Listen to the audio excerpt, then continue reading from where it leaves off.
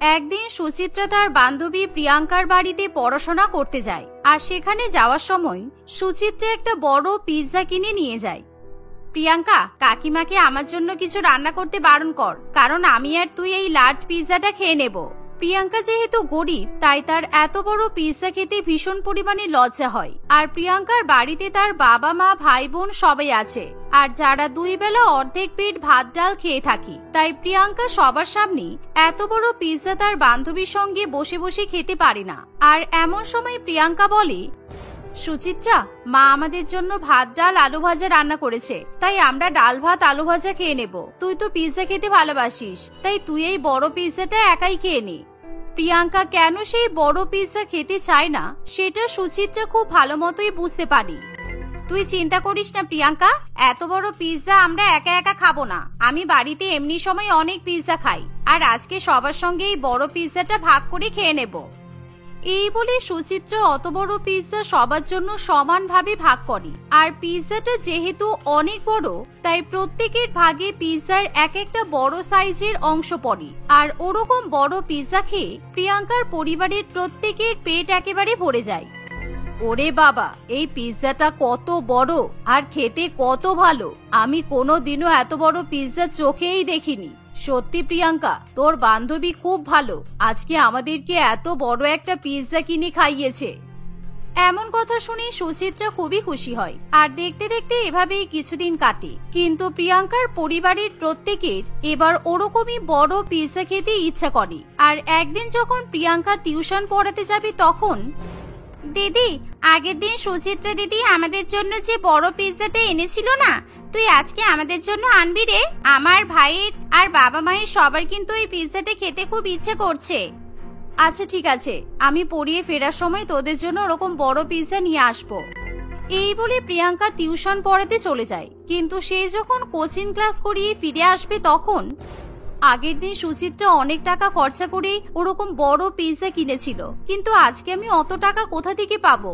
সবেমাত্র টিউশন পড়িয়ে মাহিনা পেলাম, আর এখনই পিৎজা কিনে টাকা শেষ করে দেব? এই কথা ভাবতে ভাবতে প্রিয়াঙ্কা একটা বড় পিৎজার দোকানে যায়। আর সেখানে গিয়ে সে দেখে যে সেই দিনকার তুলনায় আজকে আরো অনেক বড় পিৎজা বিক্রি হচ্ছে। আর এত বড় পিৎজা দেখে প্রিয়াঙ্কা খুবই অবাক হয়। আর প্রিয়াঙ্কা যখন সেই পিৎজার দামগুলো দোকানদারকে জিজ্ঞাসা করে তখন, এটা একটা লার্জ পিৎজা, এই পিৎজাটার দাম 1000 টাকা, আর আজকে পিৎজার উপর ডিসকাউন্ট আছে বলে এই দাম, তা নাহলে এইগুলো 2000 টাকা করে বিক্রি করা হয়, বুঝেছেন? আসলে প্রিয়াঙ্কা আজকেই সবেমাত্র 1000 টাকা মাহিনা পেয়েছে, তাই প্রিয়াঙ্কা কি করবে কিছুই বুঝে উঠতে পারে না। কিন্তু আজকে তার পরিবার যেহেতু পিৎজা খেতে চেয়েছে, সেই জন্য প্রিয়াঙ্কা পিৎজা না কিনেও থাকতে পারে না। তাই সে 1000 টাকা খরচা করে তার পরিবারের জন্য অনেক বড় পিৎজা কিনে নেয়। আর প্রিয়াঙ্কা যখন সেই বড় পিৎজা বাড়িতে নিয়ে যায় তখন তার বাবা মা ভাই বোন প্রত্যেকেই খুবই খুশি হয়। দিদি, আমরা জানতাম তুই আজকে আমাদের জন্য এত বড় পিৎজা কিনে নিয়ে আসবি, সেই জন্য মা আজকে রাত্রিবেলা কারোর জন্য রান্না করেনি। কি মজা, আজকে আমরা অনেক বড় পিৎজা খাবো, কি মজা। শ্রীমতী দেবী সেই বড় পিৎজা ভাগ করে সবাইকে খেতে দেয়। আর ঠিক এমন সময় তাদের প্রতিবেশী শিখা দেবী সেখানে আসে।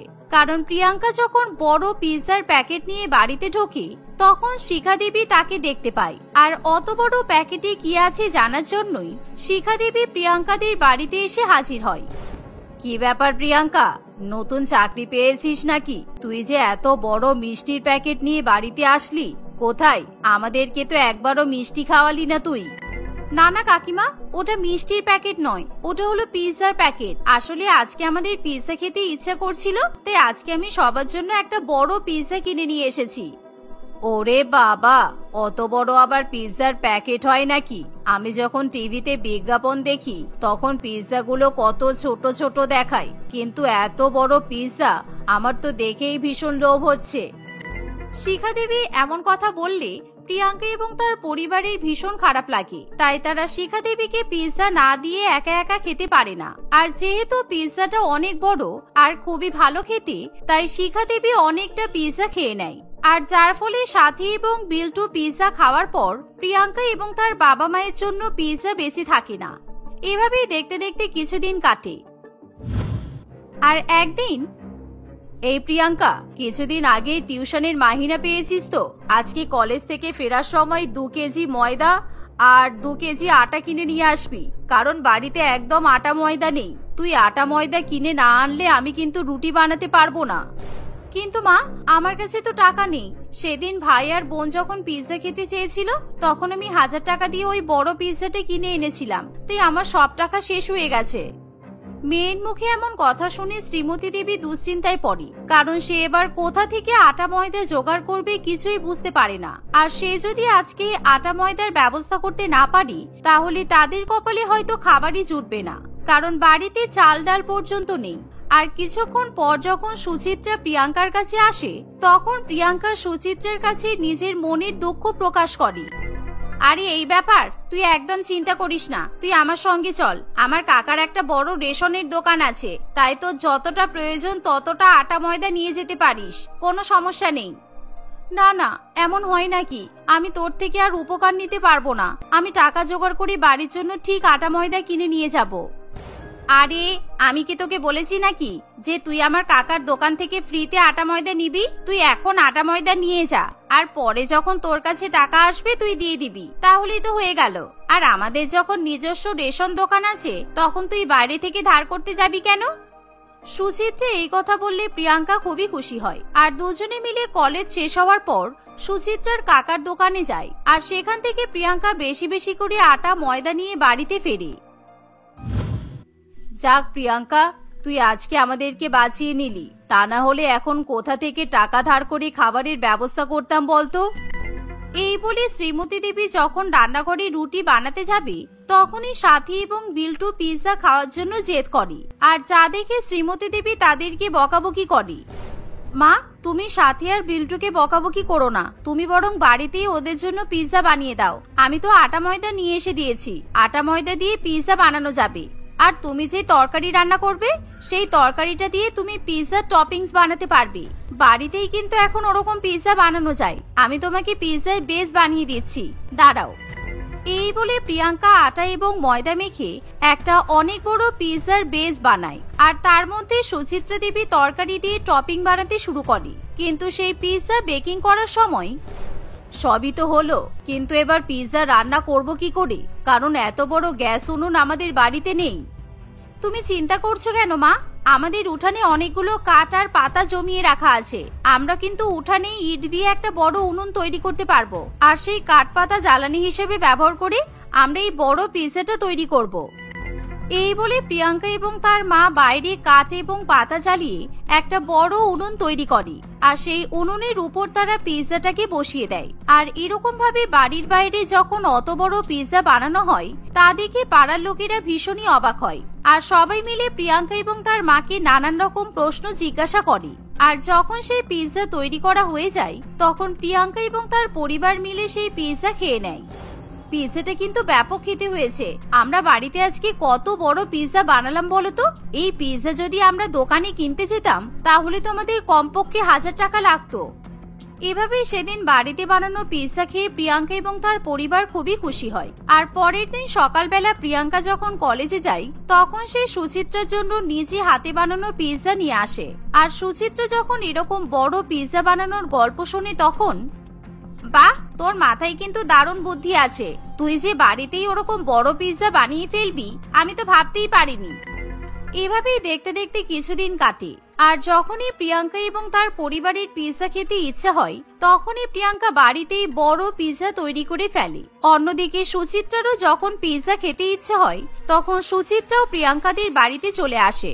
এভাবেই কয়েকদিন কাটে, আর একদিন, প্রিয়াঙ্কা জানিস তো আমার কাকার মেয়েটার শরীর খুব খারাপ করেছে, আর ও কোন রকম কোনো খাবার খেতে চাইছে না, শুধু পিৎজা খাওয়ার আবদার করছে।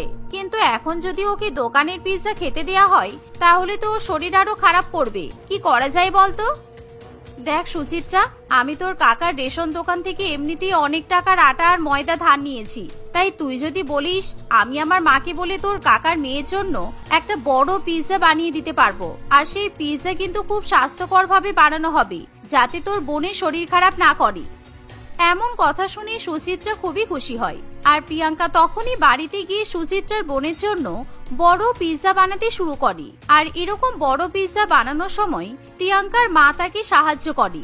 আর এভাবে পিৎজা বানানো হয়ে গেলে প্রিয়াঙ্কা যখন সেই পিৎজা সুচিত্রার বোনের জন্য নিয়ে যায় তখন না সুচিত্রা, আমি তোর বান্ধবীর হাতে তৈরি করে খাবার আমার মেয়েকে খাওয়াতে পারবো না, কারণ ওরা এমনিতেই অনেক গরিব। আমার দোকান থেকে আটা ময়দা ধার নিয়ে গেছে, আর ওরা যে খারাপ ভাবে কোনো খারাপ জিনিস দিয়ে পিৎজা বানিয়ে নিয়ে আসেনি সেটা আমি কি করে বিশ্বাস করতে পারি বলতো? আর তারপর আবার এত বড় পিৎজা, এটা তো কখনো হতে পারে না। প্রিয়াঙ্কার এমন কথা শুনে খুবই খারাপ লাগে, কিন্তু সে কিছুতেই কোনো রকম খারাপ কথা বলে না। কাকু বিশ্বাস করুন, এই পিৎজাটা আমি খুব ভালো করে বানিয়ে নিয়ে এসেছি। আর আমাদের কাছে বেশি টাকা থাকে না ঠিকই, কিন্তু আমার বাবা আজকে বাজার থেকে চিকেন, চিজ, বিভিন্ন রকমের সবজি অনেক কিছু কিনে নিয়ে এসেছিল। আর তারপর আমি একেবারে ফ্রেশ করে পিৎজা বানিয়েছি। আজকের পিৎজাটা সাধারণ দিনের তুলনায় অনেক বড় হয়েছে, আর এই পিৎজা আমি আপনাদের সবাইকে খাওয়াতে চাই। এমন সময় সমরেশ বাবুর মেয়ে সেই পিৎজা খাওয়ার জন্য জেদ করতে শুরু করে, তাই সমরেশ বাবু কিছু করতে পারে না। তাই প্রিয়াঙ্কাও সবার সামনে সেই বড় পিৎজা কাটতে শুরু করে, আর তখনই সেই পিৎজার সুগন্ধ সারা বাড়িতে ছড়িয়ে পড়ে। তাই কেউ সেই পিৎজা দেখে লোভ সামলাতে পারে না। এমন সময় সমরেশ বাবু এবং তার পরিবার পিৎজা খেতে শুরু করে। সত্যি প্রিয়াঙ্কা, তুমি কিন্তু ভালোই পিৎজা বানিয়েছো, আর আমার মেয়ে বেশ স্বাদ করে অনেকটা পিৎজা খেয়ে ফেলেছে। তাই তোমার জন্য আমার একটা প্রস্তাবও আছে। কি প্রস্তাব কাকু? দেখো, আমি এমনিতেই রেশন দোকানে বসে বসে আটা ময়দা চাল সবকিছু বিক্রি করি, আর আমার রেশন দোকানের পাশে অনেকটা জায়গা ফাঁকা পড়ে আছে। অনেকেই ওই জায়গাটাই ফাস্টফুডের দোকান বানানোর চেষ্টা করছে, কিন্তু আমি কাউকেই ভাড়া দিইনি। তাই আমি চাই তুমি ওই জায়গাটাই বসে এত বড় বড় পিৎজা বানাও। তাতে তোমার যে আটা ময়দার প্রয়োজন হবে সবকিছু আমি তোমাকে দেবো, আর তারপর যখন তুমি লাভ করতে শুরু করবে তখন তুমি আমাকে সব টাকা শোধ করে দিও। প্রিয়াঙ্কা সমরেশ বাবুর কথা শুনে ভীষণই খুশি হয়, কারণ এমনিতেই সুচিত্রা এবং প্রিয়াঙ্কা অনেকদিন ধরেই যৌথভাবে একটা ব্যবসা করার কথা চিন্তা ভাবনা করে। কিন্তু যেহেতু প্রিয়াঙ্কার কাছে টাকা নেই, তাই সে কিছুতেই ব্যবসা শুরু করতে পারে না। কিন্তু এরকম প্রস্তাব পাওয়ার পর প্রিয়াঙ্কার পেছন দিকে ফিরে তাকায় না। সে সুচিত্রার সাহায্য নিয়ে রেশন দোকানের পাশে একটা বড় পিৎজার দোকান খুলে ফেলে। সুচিত্রা, তোকে অনেক ধন্যবাদ, কারণ তুই যদি সেদিনকে আমার পরিবারকে অত বড় পিৎজা না খাওয়াতিস তাহলে আজকে আমরা এই দিন দেখতে পেতাম না। এই বলে প্রিয়াঙ্কা চিকেন, চিজ, বিভিন্ন রকমের সবজি দিয়ে বড় বড় পিৎজা বানাতে শুরু করে। আর দিনের পর দিন সে বড় বড় পিৎজা বিক্রি করে অনেক অনেক টাকা উপার্জন করে, যার ফলে প্রিয়াঙ্কার জীবনে আর কোনো রকম দুঃখ কষ্ট থাকে না। আর অন্যদিকে সুচিত্রার পরিবারের আর্থিক অবস্থা আরো বেশি সচ্ছল হয়ে ওঠে। যেদিন থেকে নন্দিনীদের বাড়িতে ফ্রিজটা এসেছে সেই দিন থেকে নন্দিনীর শাশুড়ি মায়ের সঙ্গে নন্দিনীর সম্পর্কে অনেক ফাটল ধরেছে। ফ্রিজটা না আসলে নন্দিনী বুঝতেই পারতো না তার শাশুড়ি মা আসলে কতটা স্বার্থপর। একদিন শেফালি দেবী দেখে ফ্রিজের দরজাটা বন্ধ করা নেই, কেউ সেটা ব্যবহার করে সেটা খুলে রেখেই চলে গেছে। নন্দিনী, অনন্যা, একবার এদিকে এসো তো।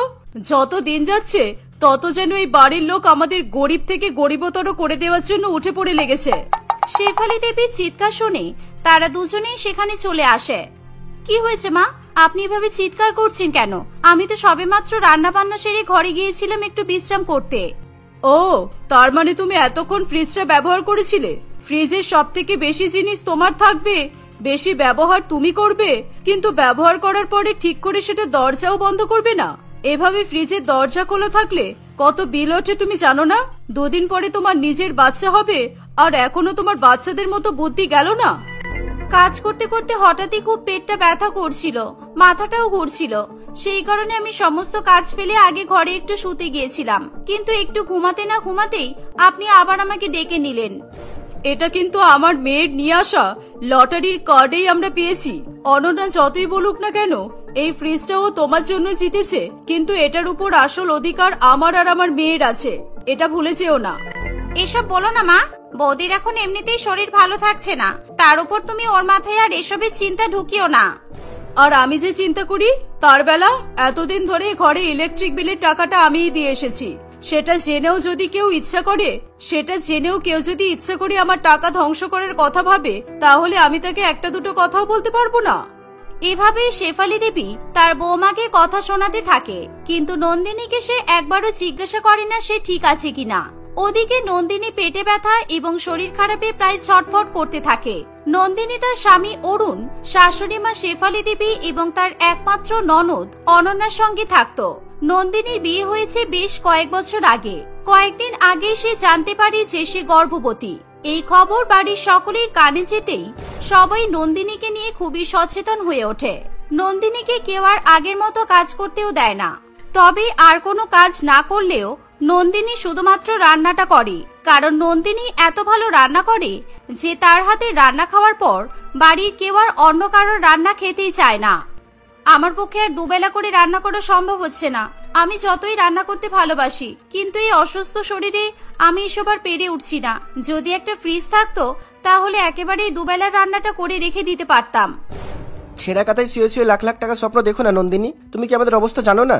আমি আর আমার মা দুজনে মিলে রোজগার করে তারপরেই সপ্তাহে একদিন মাছ খেতে পারছি, আর তার উপরে তুমি বলছো ফ্রিজ কিনতে। ফ্রিজ কিনতে বলিনি, আমি শুধু এটুকুই বললাম যে ফ্রিজ থাকলে আমার কতটা সুবিধা হতো। আর একটা ফ্রিজ আনা মানে তুমি তো শুধু আমার একার জন্য আনছো না, সারা বাড়ির সবাই তো সেটা ব্যবহার করতে পারবে।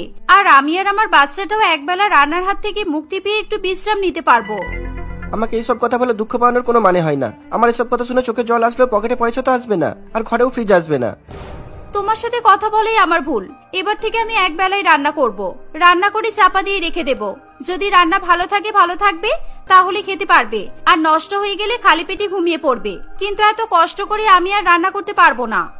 আমাদের বাড়িতে দুবেলা দু রকমের রান্না হয়, এটা তো তুমি ভালো করেই জানো। তারপরে ওসব ভুলভাল জেদ কেন করছো? এখন চুপচাপ ঘুমাও। ফ্রিজে খাবার ঠান্ডা করার কথা না ভেবে মাথাটা ঠান্ডা করো প্লিজ। অরুণের কথা শুনে নন্দিনীর আগে গজগজ করতে থাকে। তার মনে হয় তার নিজের স্বামীও তার অসুবিধাটা বোঝার চেষ্টা করছে না। তারপর থেকে নন্দিনী সত্যি সত্যি একবেলা করে রান্না করে, আর অন্য বেলায় সেই দুপুর বেলার তৈরি খাবারটাই গরম করে সবাইকে পরিবেশন করে দেয়। আজকাল প্রত্যেকদিন বৃষ্টি হওয়ার দরুন আবহাওয়া প্রচন্ড ঠান্ডা থাকে, তাই কোনো খাবারই নষ্ট হয় না। তাই নন্দিনী কি করছে সেটা বাড়ির কেউ বুঝতেও চায় না। তবে এই বর্ষার মধ্যে একদিন বৃষ্টি না হওয়াতেই হঠাৎই এত গরম বেড়ে যায় যে দুপুর বেলার রান্না সন্ধ্যা হতে না হতেই পচে যায় এবং তার থেকে গন্ধ বেরিয়ে আসে। এই বাবা, এভাবে খাবার নষ্ট হয়ে গেল কেন? হে উপরওয়ালা, এই গরিবের সংসারে দুবেলা দুটো খাবার খাওয়া ছাড়া আর কি বা আছে? সেটাও কি পাবো না? আর কিভাবে খাবারগুলো নষ্ট হয়ে গেল কে জানে। তুমি তো একটু আগে রান্না করেছিলে, তাই না বৌমা? না মা, আসলে আপনাকে বললে আপনি রাগ করবেন, সেই কারণে আমি আপনাকে আগে কিছু বলিনি। আসলে আমি বেশ কয়েকদিন ধরে একবেলাতেই দুবেলার খাবার রান্না করে রেখে দিচ্ছিলাম। রাত্রিবেলা শুধু খাবারটা একটু গরম করে নিয়ে নিতাম। আমরা গরিব হতে পারি, কিন্তু আমাদের বাড়িতে দুবেলা আলাদা আলাদা রান্না হয়, সেটা তো তুমি জানোই। আমার শাশুড়ি মাও পছন্দ করতেন না রাতের রান্না দুপুরে করে রাখা, তাই আমিও সেটা পছন্দ করি না। তুমি জেনে শুনে কেন করলে এরকম? যত দিন যাচ্ছে আমার পক্ষে দুবেলা করে রান্না করে ওঠা দুষ্কর হয়ে উঠেছে। শুধুমাত্র আপনারা আমার হাতের খাবার ছাড়া খেতে পারেন না বলে আমি রান্না করতে বাধ্য হচ্ছি, কিন্তু এরপরে মনে হয় না আমি আর দুবেলা করে রান্না করতে পারবো। তুমি রান্নার দায়িত্ব কাঁধে নিয়েছিলে বলেই তো আমি আবার সেলাইয়ের কাজ করা শুরু করেছিলাম, যাতে সংসারে কিছু টাকা দিতে পারি। আমার মেয়েটাকে তো বিয়ে দিতে হবে, তার জন্য তো টাকার দরকার। এখন যদি আমি কাজ থামিয়ে ঘরে রান্না করতে বসে পড়ি তাহলে তো আমারই ক্ষতি। অনন্যা সারাদিন কলেজেই থাকে, ও ক্লান্ত হয়ে বাড়ি ফিরলে আমি ওকে বলতেও পারবো না রান্না করতে। তার মানে ঘুরে ফিরে সেই রান্নার দায়িত্ব আমাকেই নিতে হবে, তাই তো? এই বলে নন্দিনী খুবই কাঁদতে থাকে। নন্দিনীর কান্নার আওয়াজ পেয়ে অরুণ এবং অনন্যা দুজনেই সেখানে আসে। এ কি নন্দিনী, তুমি কাঁদছো কেন? এইরকম সময় যত খুশি হাসি খুশি থাকবে ততই তো ভালো, আর তা না করে তুমি কাঁদতে বসে গেছো। এটাতে বাচ্চার উপরেও যে প্রভাব পড়বে সেটা তো জানোই। ও, আমি কাঁদলে বাচ্চার উপর প্রভাব পড়ে, আর আমি দুবেলা নিজের প্রাণপাত করে 4 জনের জন্য 4 রকমের রান্না করলেও তখন বুঝি বাচ্চার উপর প্রভাব পড়ে না? এই বাড়িতে যখন কেউ আমার কথা বুঝে রান্নার দায়িত্ব নিতে পারবে না, তখন আমিও বলে দিচ্ছি আজ থেকে আমিও কারোর জন্য রান্না করতে পারবো না। আমাদের যদি সামর্থ্য থাকতো তাহলে আমিও তো একজন কাজের লোককে রেখে নিতাম, আর তাহলে হয়তো তোমাকে ওইসব সমস্যায় পড়তে হতো না।